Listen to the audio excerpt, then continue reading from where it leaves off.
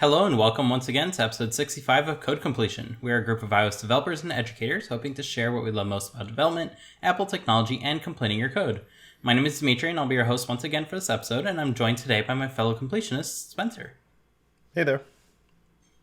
So, there's been an update in the Apple sphere this past week regarding the App Store, and that is that some apps in both South Korea and the Netherlands will now be able to accept alternate payment methods. So yay, they won. They've defeated the behemoth that is Apple and Google, and they can now do whatever they want, just as they always wanted, those pesky app developers. Although I don't think it's still quite as clear-cut as that. Am I right? Yeah, so there's a few things you need to keep in mind. If you're in Netherlands, only if you're a dating app or you're shipping physical goods, as has always been the case. Can you offer alternate payment methods? You'll have to apply for an entitlement. And this is sure to make things super complicated, because if you're a dating app in more than one country, that ain't going to work. It's only for the Netherlands. Yeah. And you need to pay Apple their cut. Just on your own invoicing system, I guess. They're going to send you an invoice and say, hey, you told us that these many users gave you money, so here is our appropriate cut, and you need to pay us. And yeah, you can continue using in-app purchases and you don't have to do anything. But if you want to do it yourself, totally fine. Have fun with that. Just like platform fees, please. So yeah, you're still paying the 30%. It doesn't matter. Oh yeah, you're not getting away from that. That's crazy. The freedom of choice, Spencer. That was what we were going for this whole time. Yeah. Epic would have been totally fine with going through PayPal, but still giving Apple the cut. It's just not running through the App Store. That's what really they wanted. Yeah, of course. Mm-hmm. Yeah. Yep, and the same for South Korean developers. I think it might be just games. I don't know if it's just games. It might be like the whole App Store.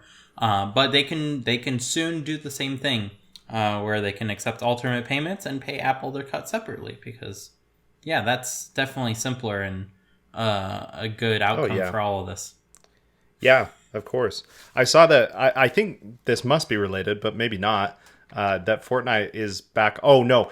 Fortnite is back on the App Store through Microsoft's cloud gaming service through Safari. So, no, this isn't related. Was it that one, or was it the NVIDIA one? I have or very maybe it was loosely the NVIDIA kept one. track. Yes. So, they're skirting it, which is, interesting, but I guess that's a way to get it back on the App Store. But I wish they just not solve it, but just settle the issue in general. And I don't know. This is like such a non step forward that it doesn't even matter, right? Mm-hmm. It definitely feels like the people who made this ultimate decision have no idea how like anything on the App Store works, and they've taken like the worst opinions possible to construct this outcome. Because a solution that would have helped everyone is just make it illegal for Apple to say you can't link to your own website from inside the app when like any situation occurs. Like, sure, you don't want to do in-app purchase, fine. Don't say that they need to have in-app purchase in the app. Just make a link that goes to a website out of the app, and then the app can do whatever, or the website can do whatever it wants. Like, Apple would have no control over any of that, nor should they have any control over any of that. And if you had forced them to do that, and then they say, oh, you still need to pay us the platform fees, then that would open up a can of worms for Apple. But if it's stuck within the app, then sure, why not the platform fees, right? So, yeah. Bummer. On a similar vein of news, I think there was the settlement for the U.S. app developers, whoever those people are, for this mysterious case that doesn't seem like anyone really knew they were getting themselves into, are now entitled to some money for whatever reason. Mostly because, I think a bunch of lawyers got 30% of the money. About 30% seems very common in these scenarios. But yeah, you can now go ahead and put your name in the pot to say you will never go against Apple ever again, and they will give you like 1 to $30,000, somewhere in that range, depending on how successful you are. If you're super successful, you get 30,000. If you're not very successful, you get like $250. Yep. So yeah, that's a thing. If you were planning on suing Apple in the future, don't take that, because you sign your life away at that moment. But for everyone else that does not ever plan on suing Apple because they're incapable of doing so, free money, I guess. So, yeah. Or if you've been an app developer for a long time, free money. If you are a new app developer, I don't think it applies, but yeah. Yep. I got an email. I saw the email a couple days ago about that. Yeah, so it seems like a lot of people are saying that it's being underreported, so do like cross-check with your actual numbers before signing anything. I guess I don't know how you can complain, anyways. But that's now a thing. So if you're a U.S. app developer and have been for a while, then do look into that. I think we can end the sarcasm that about this whole segment, because it's pretty ridiculous, all things considered. So on to our main topic. When we're designing software, an important set of things that doesn't really come up very often, but is super, super important, is redundancy and fallbacks. So we thought, what better day to talk about them than now? So these are not super common, as I said, in the app development world, but they are super, super important. Think of, for example, your car. If your car has a computer in it and that computer crashed, you don't want to also crash. That is a bad situation. So it's really important to think about these things when you're designing software, because although you might not be designing software that could potentially kill someone, like a car, you could, by accident, lose the user's data, or do all sorts of things that would have less than ideal outcomes. So it's kind of important to try to think about how you can avoid those situations, and how you can make things better for your users. Yeah, for sure. The first thing that comes to mind is like right now, at work I'm working on we have a way to like back up users' their video projects that they're editing, and so we're trying to like make it more robust. So like that kind of, from a user sense, is like redundancy. I guess we're not really, it's not code redundancy, but we're making it so that if I don't know, the user accidentally deletes something, they have a backup to go back to, or something like that, or they can throw it on iCloud or whatever. Or another one is we have a couple methods of exporting. So sometimes, for whatever reason, our rendering pipeline and exporting pipeline can fail, and so we have kind of a fallback to go to. If for whatever reason something fails, which is pretty uncommon, but I've seen it before. So you've got, I guess, a software redundancy side for the user, but I suppose you could also have redundancy on the code side, if that makes sense. Mm-hmm. Yeah, so as you brought up, backups are like the perfect idea of what redundancy is. You want multiple copies of stuff, so that way you don't lose it when things go down, like go bad. And as you said, code-wise, you can have redundant code paths that may do the same thing, but if one of them fails, the other can perhaps succeed, especially when you have a flaky subsystem that you're working with. The most common one is the network. Like everyone kind of codes an app against the network, and that's the flakiest of flaky subsystems. Like you have no idea what's going on the other side of there. You might send a request, and that request may have been received, but you never knew that it got received, and vice versa. So you can definitely get down the rabbit hole of trying to figure out like what the best way of building a handshake that's like there's no chance of any confusion.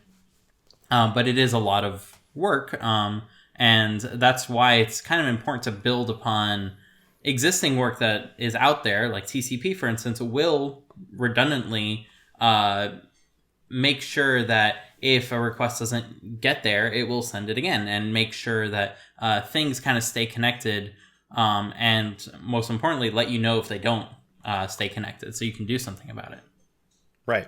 Yeah, another one that came to mind is like DNS, right? You've always got a primary and secondary DNS, and so redundancy is kind of baked into everything that we do. And I think, for the sake of redundancy, you probably, like you said, you've got to have things like being able to retry a request, or maybe retry an export or whatever it is, and being able to kind of handle that gracefully. So I think maybe a part of that is, I don't know how to say this, like have good enough handling of potential errors that you can either know when you need to make something redundant, or at the very least, I suppose, if you can't fix something that is this very kind of, once in a blue moon type of bug, being able to either handle errors or log out where that's happening, and then trying to figure out, is there a better way that I can do this? Or maybe, like we're talking about here, another separate redundant way of doing this, so that you can have like two separate implementations do the same thing, and hopefully one will cover the other when it fails. Mm-hmm. Yeah, like a classic example of what you're bringing up with like error handling is when you show an error to the user that says, please try again. Yeah. That is like the most useless error to show to the user, because what is great at trying again? Computers, right? You know exactly what the user did, how they did it, how they got to that point in time. And you can lose that bit of information by abstracting things away so many times that you have no clue what the user was doing to get to that. Or you can build it into your abstraction to just automatically retry if something doesn't work, right? You can go ahead and try 1, 2, 3 times to make sure that the user doesn't have to stop and pay attention to what is actually happening. Now, that doesn't mean that you need to kind of take the Apple route of don't show any errors to the user. And instead, you can go ahead and make sure that the user's experience is kind of not perturbed for intermittent things, but they are told when the software really can't do anything about it. So building in these redundant calls might be beneficial at multiple levels. It's just something that you need to consider as a developer. Yeah, that makes sense. Yeah, I mean, if you've got some catastrophic error that you just can't really, your app can't really recover from on its own. And like, what comes to mind is like Git, right? When you try to merge something, sometimes there's a merge conflict. Probably not retry to merge things. I don't know, maybe it does. It actually tries several strategies. It tries one strategy, that doesn't work. It tries a different strategy. It does exactly that. It tries to do it transparently in the background to see what kind of strategy is going to work best for the particular code that you're dealing with. Because if you think about it, code comes in all shapes and forms, right? It can be intelligent about, you're modifying this function versus that function, so this extra curly brace is not like related. So it can go ahead and identify that, and that's what it does. It does some basic parsing of the code that you're writing to help it with those merge conflicts, so that way it doesn't kind of do something silly. Because if you think about just merging two text files, you can end up with some very silly results if all you did was increase the indentation on a bunch of lines, right? That's like where Git kind of falls apart if you use it naively. But it thankfully has some fallbacks in there to kind of take care of those situations and think about those different situations that you might throw at it. That's cool. I didn't know that. Okay, so it does that, and then if at the point where it's like, okay, I've exhausted all of the options that I have, then it's going to say, hey, the merge conflict failed, or the merge failed, you've got a conflict, fix it yourself type of thing. So that's maybe a perfect example of alerting the user, but not like saying, okay, this failed, we're going to try another thing, or do you want to try another method? It's just like, we'll run through as much as we can and then let you know when it's essentially catastrophically failed and it can't recover from it, right? Mm-hmm. Yeah, another excellent point where like it's good to build in these fallback scenarios is whenever you're saving user data. So one very common thing is to send information to the server and have the server save that like state, basically.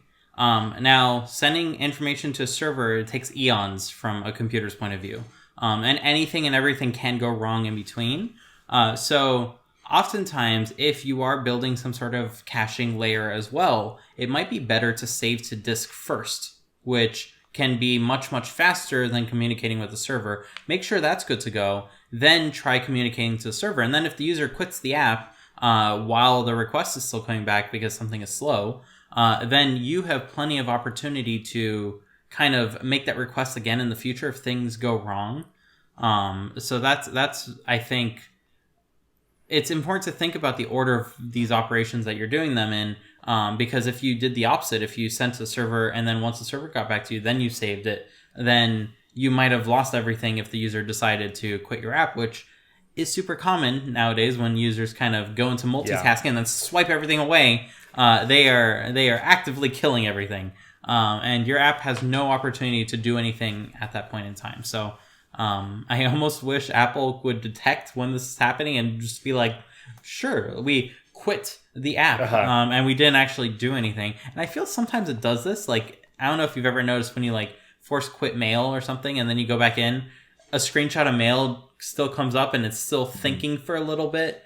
And then it crashes again and then you relaunch mail a third time and then it's like good to go.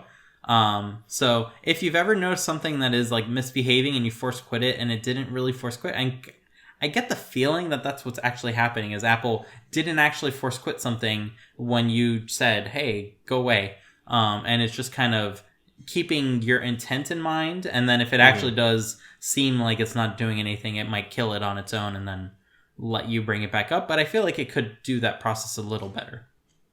Yeah, that's really interesting. I wonder if it does kind of talk with like Core Data, for example, if they are using something, first party like that to say, quit the app, but give us time, but maybe not on iOS. I don't know.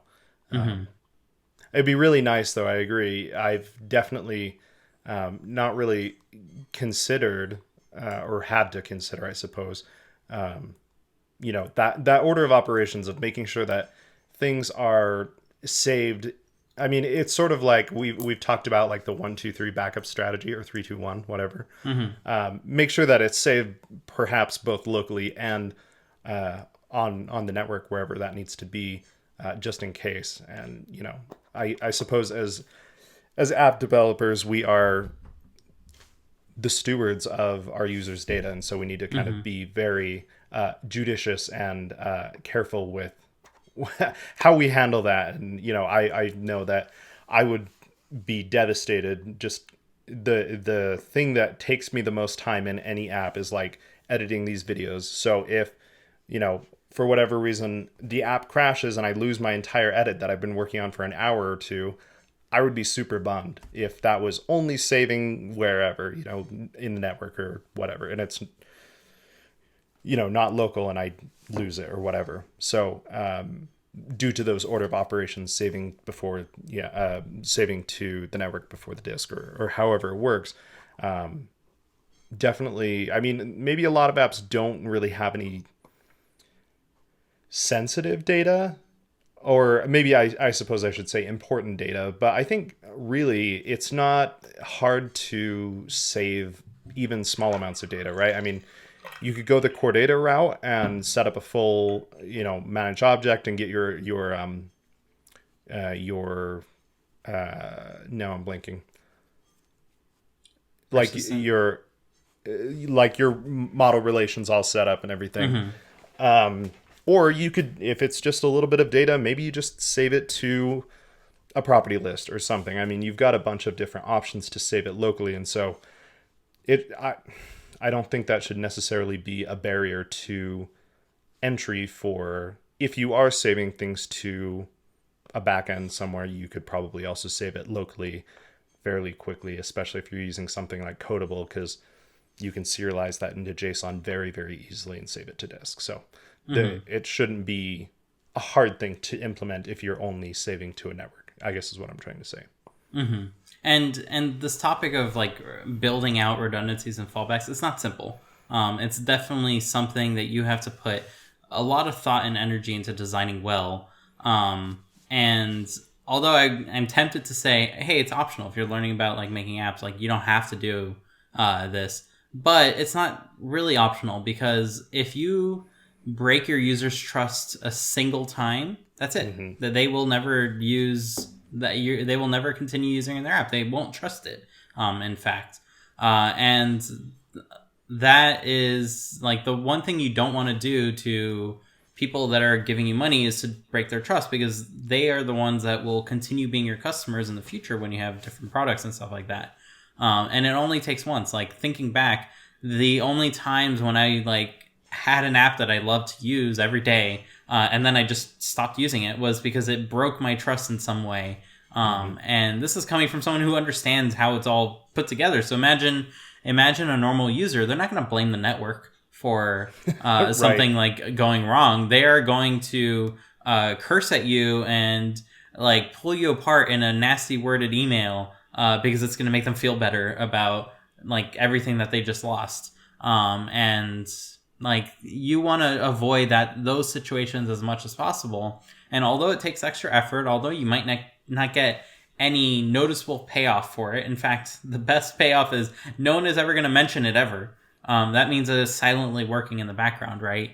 And that's something that you need to consider when you're kind of building out stuff that's going to take care of your users' data in some way.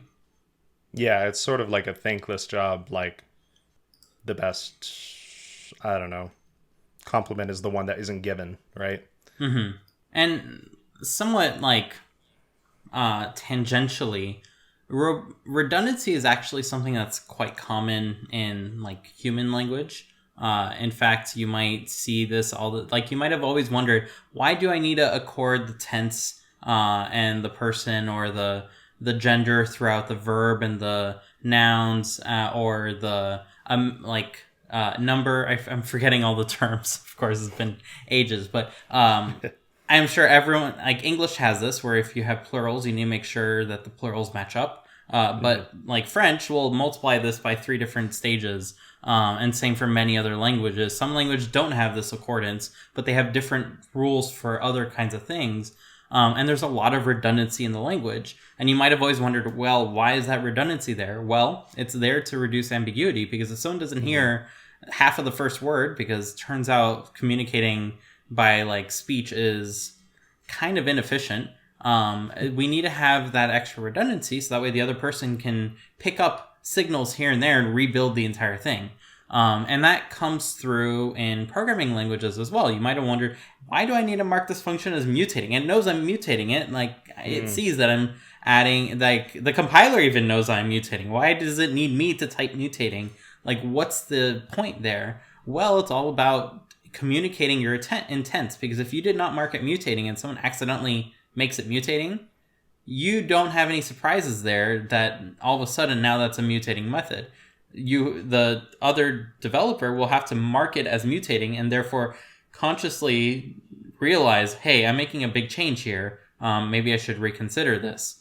So that's something that programming languages have a ton of redundant keywords that you might not think are super necessary, but really help not the compiler. It's not there for them. Because again, the compiler knows that you forgot to add the keyword. Right, yeah. You silly developer. It knows exactly what the problem is. So it's not for the compiler. It's for the developers that are going to be reading this afterwards, and the promise that you as a developer are building out in your library for other developers, because they are kind of assuming that you're telling the truth. So those keywords are really important there. So as an example of like a redundant system, I wanted to definitely bring that up. Yeah. Something that kind of in a similar vein is like documentation, right? Especially in kind of Objective-C Swiftland, we are, pretty liberal with the amount of words and characters that we have in our variable names and function names, and we try to describe as best we can what something's doing, and yet we still should probably document things and be even that more sort of crystal clear and redundant in, even if our method name is 50 characters long and it explains more or less what it's doing, you can kind of be even more redundant in a good way and describe what each variable does or what each parameter does, what the kind of basic thing is. Dimitri showed us, let's see, it was, I don't know, sometime this week or last weekend, I can't remember. He used for the looping, what did you call it? Sorry, the notation for loops? I don't remember at all what you're talking about. When you had like 2 for loops nested, and you wrote some documentation to. So block labels, I believe they're called. Yeah. Or not block. Scope labels. Anyway. Yeah. So if you have a loop, example, you can give it a label. Right. And as Spencer's saying, if you have nested loops, what is the break referring to? Is it referring to the inner loop or the outer loop? Especially if you have like a switch statement in there and you have 3 different cases. The first case is breaking the inner loop. The second case is breaking the middle loop. And the last case is breaking the outermost loop. Yeah. Sure, you might give names to your outermost and middle loops, but also give a name to your inner loop, because now it's not going to be ambiguous at all which one you're breaking. And if you're reading that code, it's going to be super clear like how that is all working. Yeah, exactly. So documentation, I feel like, is a form of redundancy. I don't know if that really counts, but no, that definitely. And I want to bring up too, it's important when you're documenting your code, don't repeat yourself with regard to what the code is doing. So if you have some code that says turns the turbines, do not say turns the turbines in your documentation. Sure. Like, describe it with different words as best as you can, so that way it's really clear what it's doing. So you have the method signature that's describing it, and you have the documentation that's describing it in a different way. Because then the user who is reading that can fill in the blanks of their understanding where they didn't maybe understand it. Maybe you can say, generates electricity for the subsystem to be able to do this. And then turns the turbines is like, oh, so it does this via turning turbines. You can go ahead and fill in that information afterwards. So if you are, and you should be, documenting your code, you should definitely do it in a way that kind of describes the situation in a very different way, gives an example in a third different way, like not the obvious thing. Like, everyone can figure out the obvious example, right? Give a more complicated example. Why did you design it in the way you did? That's going to help in those situations, if that makes any sense. Yeah, totally. This is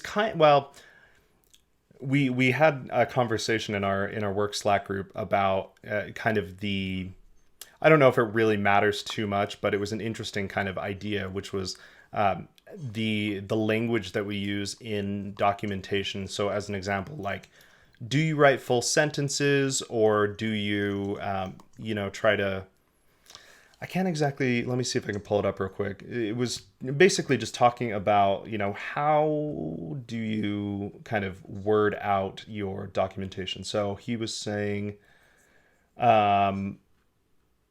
basically, are they just lines of text? Do you actually write a full sentence? And kind of the conversation turned into, personally, I just write them as sentences with, full on punctuation and stuff, because that makes sense to me. And I was just kind of trying to go for, like, if I'm writing documentation, I'm trying to make it make the most sense, but I kind of just wanted to see, like, do you do that? Or do you have, I guess, a preferred way of writing documentation? Or do you think it doesn't matter as long as the goal is just kind of understandability, if that makes sense? Yeah, so I think that it's important to consciously write documentation in like full sentences with good grammar, because that's going to make you think a little harder about the whole situation. And it takes, again, more work, but you become less ambiguous in that situation. So if you don't have good practice with this, well, then, like, there's never a better day than today to kind of start practicing writing, but also, like, read other people's documentation. Decide for yourself what documentation is clear to you and what documentation doesn't help you at all. Like my least favorite documentation right up there with no overview available is Apple's documentation, where you have some sort of like long Objective-C thing, and the documentation text says this exact same thing with spaces. Right. Like that is completely, utterly useless. It is worse than no overview available, because it means that someone checked off the box of I documented this, and they're never going to revisit it again. So I don't know if that was going where you were bringing it up, but I think it's super important to practice writing and to write as if you are teaching someone for the very first time who has no idea what your code is doing, what it is doing, so that way it can help them jump in, and most importantly, it's going to help you jump back in when you need to revisit it, especially if it's something complicated. I recently, I think as a part of the same code that Spencer was bringing up with the loop labels, and this is not public code, so you're never going to see it, but I shared a screenshot with Spencer and everyone else of like all my code for it, and the vast majority of that code was comments. It is a underlyingly simple algorithm, but it's a loop and a loop and a loop, and those loops are starting at like very complicated indices, so that way it's not actually like an O(n) cubed operation. And it is very careful in how it's doing that, but if you just read that code and it's 10 lines long, you're not going to understand a thing that it's doing, because it's very carefully put together, and it's very carefully assuming very different things along the way. So all of the code, at every line, I have a paragraph that is going through, okay, the situations that this code is going to hit are this, this, and this, and this. To make sure of this, I have these 4 asserts that are going to make sure that if I'm like working with this and I tweak a setting, I'm not going to break those assumptions by accident, like 10 lines down than where I thought I was. So I very painstakingly laid out, mostly for me, like all the situations I'm going to hit getting to that point, and what kind of assumptions I need to be aware of, and everything I need to reconvince myself that this is like what I actually wanted to do. So it's not the case where like the code has a bug in it. It's the way of thinking that the code is representing that could have a bug in it. And that is the thing that I'm kind of guarding against as much as possible by having as much documentation as possible. So it's not like upfront documentation for the method, because the method is doing a simple thing.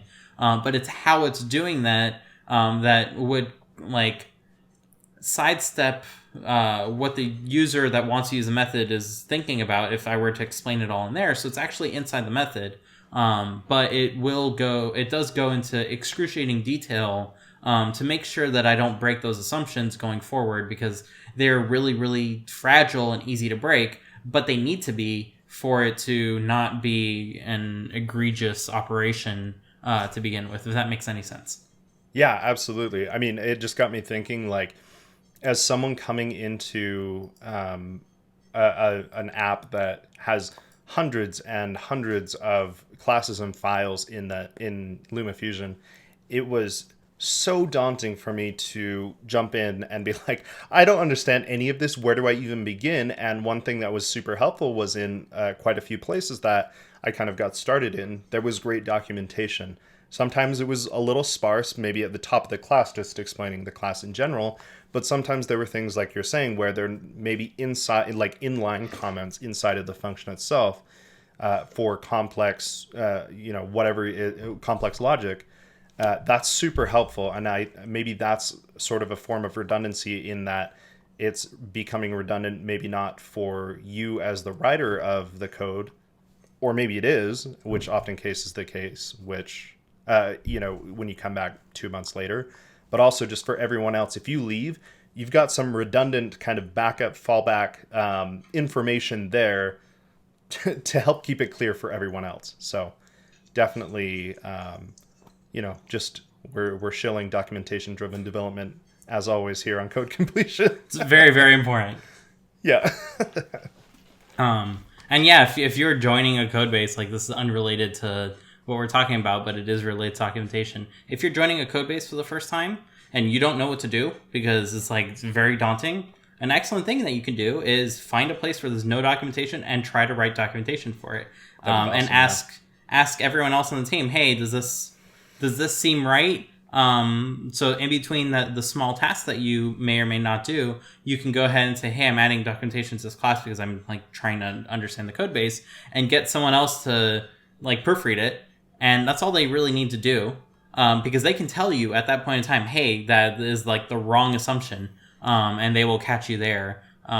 Especially if you were like tagging the person that wrote it, you can always look it up in the Git history to see like, hey, who wrote this method? So you can directly target them on Slack and say like, hey, does this look about right? There was no documentation and I'm trying to understand things better, so I wanted to add some. But if my assumptions are wrong, please say something. And then it's on them because it's their code with your documentation, and that's going to cause some problems. So they are more likely to review that code if you're in a code base where people are not really reviewing things, not really writing documentation or tests. So that tends to really help. Yeah. Kind of, not really related to redundancy, but kind of along the lines of what you were talking about. You know, you can look at the top of the file and see created by whoever, but if you go into where you can choose the canvas or like the mini map and everything. The 3 dots with the circle. Now it's like... it's not that anymore, no. With the 5 lines. No, it changed, I think, Xcode 12. But just on kind of the top right-ish corner of the Click file. Click one of those buttons and keep trying. yeah, where you've got the file ribbon. Anyway, on there, or it's, let's see, Command-Shift-Control-A for the author's little tab, and it just shows up where the mini-map is. And that will go into literally line by line, if needed, it just pulls up, I'm sure, the blame. An individual we don't file. call those blames anymore, Spencer. We need to be supportive of our coworkers. We don't blame them for writing bad code, even though it has their name right next to it. We call them the authors. Yes. Well, regardless of... Git still calls it a blame. Yeah. Whether it's a bad or a good thing that they wrote that code, I've used it just to say, okay, I've got someone that's refactoring kind of a bunch of the way that we handle colors, for example. So I was working in kind of tangentially related color things, and I knew that he didn't write the class originally, but he was the one working through a lot of it because I saw him in the authors, not the blame. So I asked him, like, hey, is this going to interfere with your work? And it's a handy tool if you're working on a team with others. So just wanted to bring that up. And I guess a final point that we can make as far as why it's good to do this in terms of like writing redundant code that does this exact same thing, but in a very different way. A great one that I can think of, especially if you are writing I'm drawing a blank on the term here, but if you are writing server-based software and you have multiple layers of servers that are involved, you have one that is directly communicating with the internet and one behind it that is doing something else. If you need to do the exact same thing, don't have the same implementations on both of those. Because if one implementation has an issue, it's going to have the same issue on the other one. And if someone can use that as an entry point on the first, they will be able to use that same entry point to the second. And you've lost any security benefit from having 2 layers of servers, 2 physical layers of systems that are communicating with each other. So in those situations, really, really consider writing everything with either a different stack or using very different methods that decode JSON, just so that way you have some built-in protection for things you can't control. Like ultimately, by making it a little harder, it's not going to be iron-proof protection, but just like vaccines, you want to have vaccines that protect you at multiple layers. I think they also call it the Swiss cheese kind of protection method, where each layer has a different set of holes. As you layer them, like the holes some of them are going to overlap, but then little by little it kind of covers each other, and you have to navigate ever more indirectly to kind of get all the way through. So if you do build multiple layers to something, whether that's for security or for something else, really consider if you have the same kind of code at each of those layers, to get rid of that and to swap it out with something slightly different.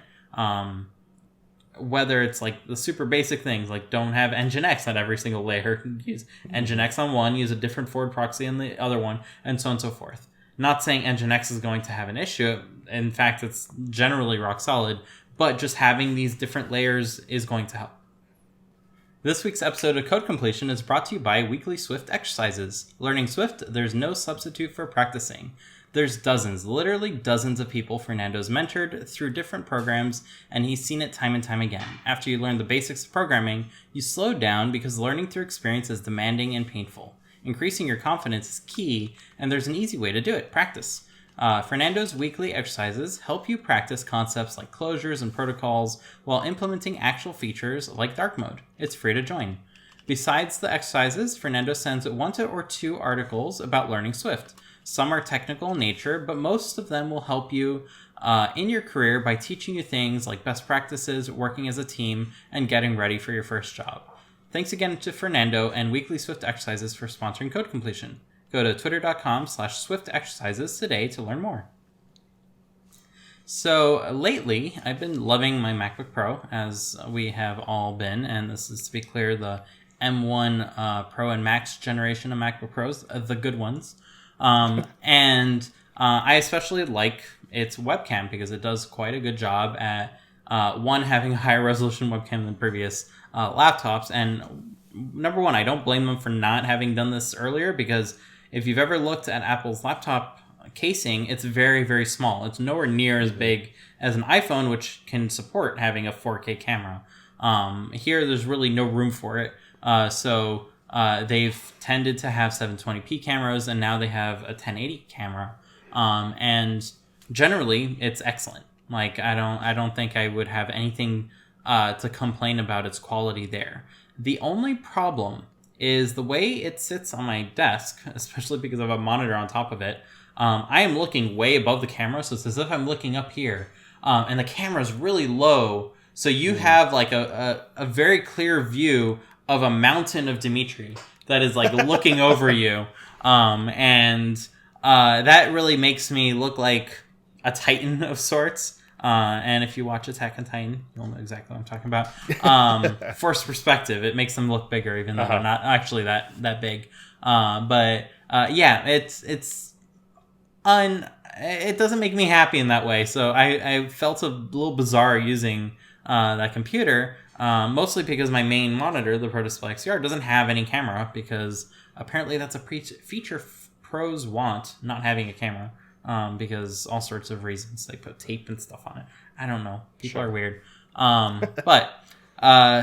that is to say that I've wanted to get a camera for it. So for today's mini review corner, I have the Logitech Pro, a magnetic webcam for Apple Pro Display XDR. That is the full title of this darned little thing. For everyone else, it is the Logitech BRIO 4K line of cameras. It's the exact same thing. Except Apple's, which I'm like wiping off because it's super shiny. Apple's has less stuff, or not Apple's, this is still Logitech's, but the one for the Pro Display XDR has less stuff on the front. It's not as loud as the other ones, which instead of having like semi-reflective markings here, which they're not really white or anything, they're like bright white, and it's a little obnoxious. So this one has that, and it also has a magnetic base that like swivels. So I don't know how well you can see this, but you can really like orient it downwards or not. So that works quite well. The colors are not what I'm used to from like iPhones and Apple stuff in general. Like I would say Apple has a very opinionated choice in like coloring for their cameras. And this does not match it exactly, but it does not make me look like an alien either. So I'm not really complaining. It's just not what I'm used to, I guess. So that would be my only complaint. However, it being a 4K camera, you have a lot of options for like field of view. You can zoom in just like this one is right now, which is coming off of an iMac Pro. And you can get a much wider shot if you wanted, which makes you really minuscule and the opposite of a Titan.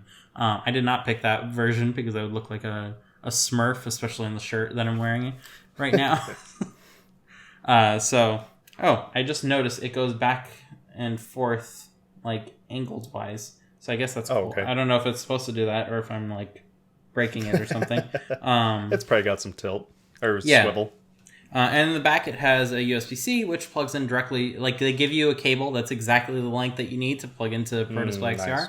Which is super, super neat. They also give you a longer cable to go to a Mac Pro if you're in the situation where the graphics card does not have display stream compression or anything like that, which I would guess you need USB-C, like 5 gigabit per second speeds for this guy. But yeah, in terms of, like, camera settings, you can download an app from Logitech's website called Camera Settings. No Logitech, no BRIO in the name. It's just called Camera Settings. So if you need to open the app, you need to look for Camera Settings on your computer, which is wonderfully confusing if you have multiple cameras. But you can configure everything there, and it just kind of remembers it from that point forward. So I have thankfully not thought to think about it since then. So yeah. That's my review of the Logitech Pro Magnetic Webcam for Apple Pro Display XDR. I think there's a 4K somewhere in there. If you don't want the Pro Display XDR one, you can get the Logitech BRIO 4K Pro. I don't know what order those keywords are going to come in, but you'll find it. Yeah. Definitely. So it's, what, $200? Yours was $200? Yeah. On Amazon, it's like $160 right now. So we were talking about this the other day. I mean, honestly, for a 4K camera, that's not bad. I think mine's also a Logitech, but it's just a 1080p, and I think I paid about $100 for it a couple years ago. So I think the technology has really come far in just the affordability. So I don't think I need a 4K camera, but also it's not like if you don't have one, it's not that much more expensive to go, all out 4K and then kind of future-proof yourself a little bit. And it has, like, actual auto-focusing lenses and everything. Like, you can have a naturally blurred out background, which you cannot get with Apple's cameras. So you have a lot of control there that you just don't generally have. And it's usually a lot less finicky than buying an actual DSLR and mounting it somewhere and getting special software. Like, it works in QuickTime. It works in everything that can just get a camera input. So yeah, if you need a better quality camera for these remote days that we will forever be stuck in, then I handily recommend this little guy, especially if you have a Pro Display XDR, which are awesome. And yeah, nice. On the topic of remote days, I guess this doesn't really apply to you, but here in Utah, we on it's pretty rare, but on occasion I did have like snow days on, in when I was in school. But being in Utah was also pretty rare because we were used to snow, but sometimes I had a couple days in high school where there were actual snow days because it snowed so much. And I was passing one of the high schools by my house the other day. It was actually probably about a month ago, but it said snow day - remote learning, and I was like, "Ooh, that's over now. You can just no more snow day. Just get on your laptop and have school now." So the times they are changing. Definitely. As a kid, like, I grew up in Southern California for all listeners. There's no such thing as a snow day here. And as a kid, we would always like hope and wish for this moment to like one day come. Because we've always like seen in movies like snow day, yay, no school, and we're like, that doesn't exist here. There's like never no excuse to go to school. Like if you're in LA, there's like a traffic day, but then everyone's late. You still have to go to school. Traffic day. No escape. So yeah, thank you for bringing up those wonderful memories. I'm sorry, I've just brought up emotional scars. No, not at all.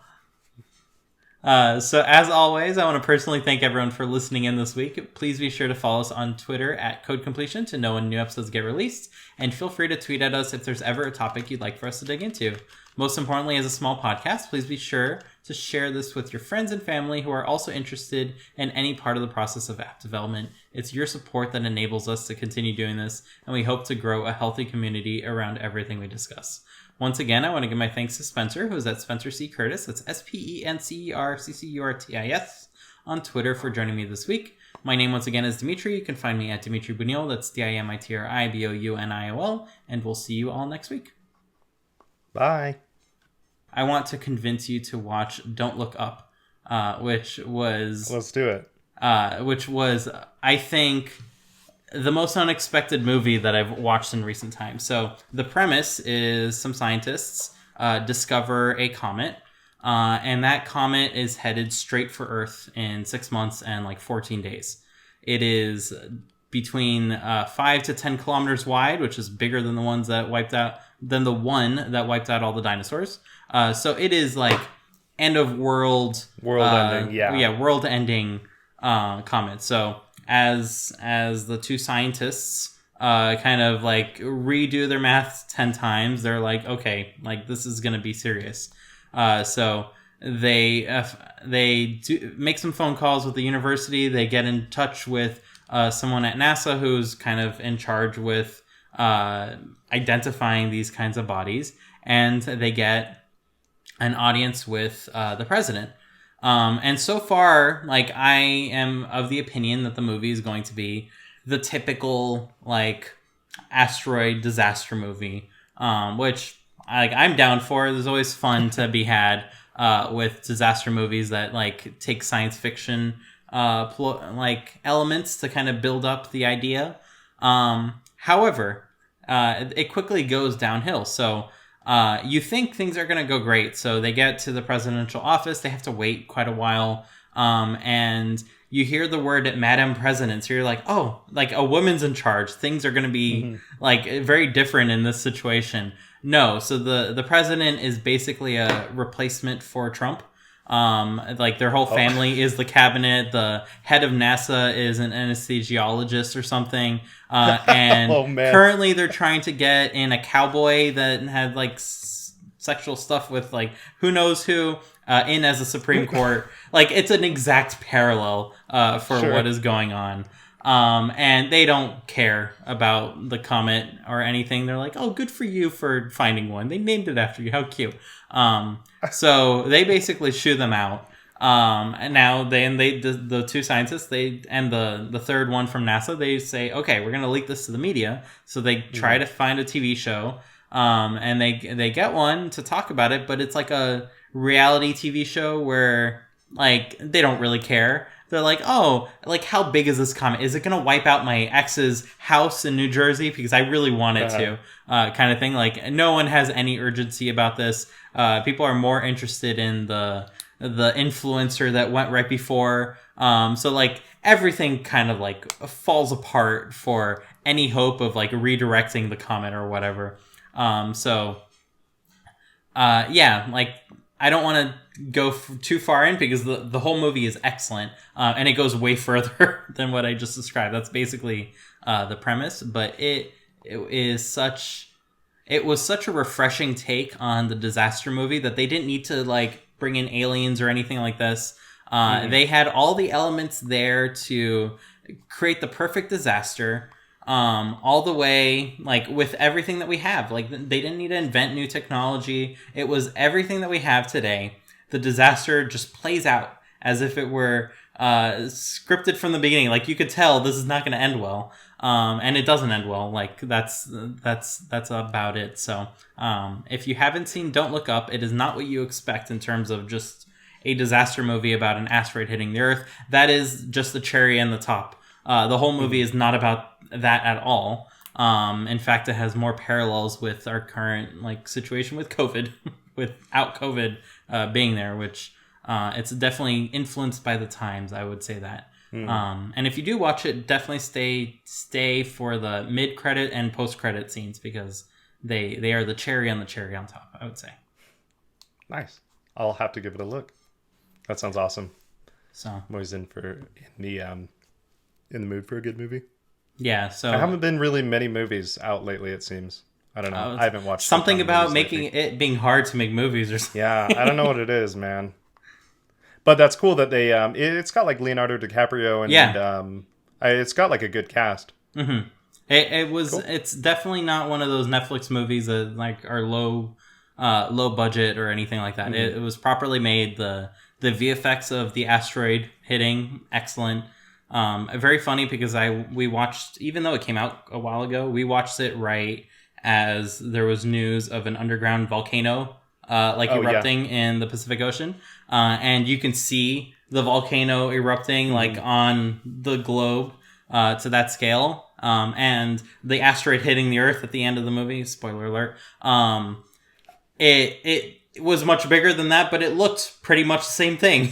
Like it's a similar level of disaster, just times 10 or times 100, and yeah. A very refreshing take on the disaster thing. Nice. The disaster plot. That said, I do want to watch Moonfall. Moonfall sounds fun. I don't know what Moonfall is. Moonfall is about the moon falling to Earth. No way. Yeah, way. I never would have guessed. They have all the gravity effects. No, it's not out yet. They have all the gravity effects where the tides go super high and everything. Oh, nice. So yeah, proper disaster movie, just like the other ones of like San Andreas, like ridiculous. This one, however, is not that. So it's the refreshing. You don't have to watch a city kind of break apart in this $200 million VFX shot that like they used in all the trailers. Like that is not the point of the movie. The point is everyone not listening, and the tagline "Don't look up." It turns out to be a pretty funny tagline in the context of the movie. So, yeah. Good stuff. Check it out, as will I. And that's all I have. All right. See ya. See ya.